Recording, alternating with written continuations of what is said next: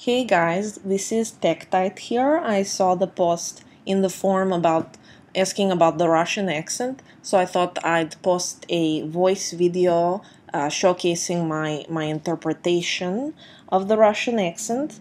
My mother's Russian, so I've grown up hearing the Russian accent all my life.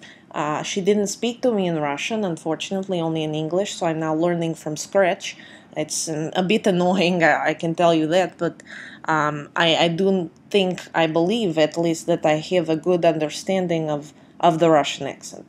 Now, back to the purpose of this video. I find with Russian speakers, you have all different kinds of accents based on the regions where they are from, of course, but also based on the level of English that they have achieved.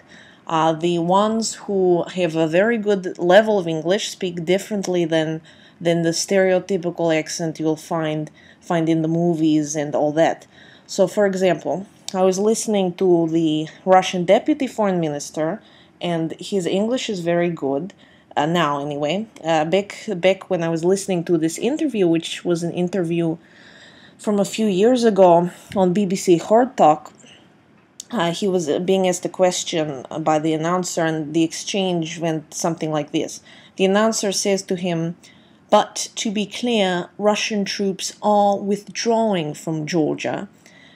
And then the deputy foreign minister responds with, "This is absolutely my personal reading, but for me personally, I would say it is out of any question that Russia remains there in the Caucasus. We are showing very clearly against whom all this project is targeted. We are all along talking in potentials and etc. etc."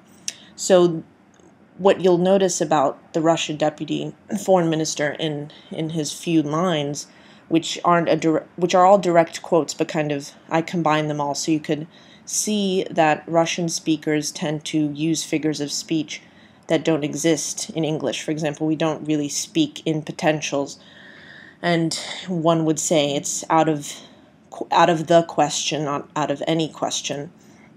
So there are different things like that when you listen to Russian speakers, and then you also have Russian speakers who have a very poor grasp of English, and they'll talk with replacing the with the, so th becomes z. So for example, those same lines would sound like this.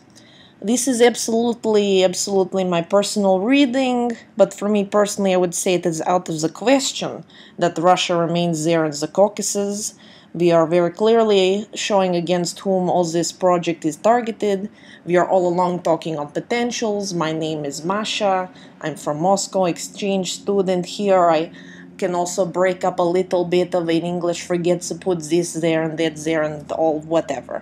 So you can see I have a lot of S and V and Z, and it's all mixed up to the point where if I'm speaking quickly and I'm forgetting a few words, connecting phrases and all these things, you can come to the point where it's very difficult to understand what I'm saying.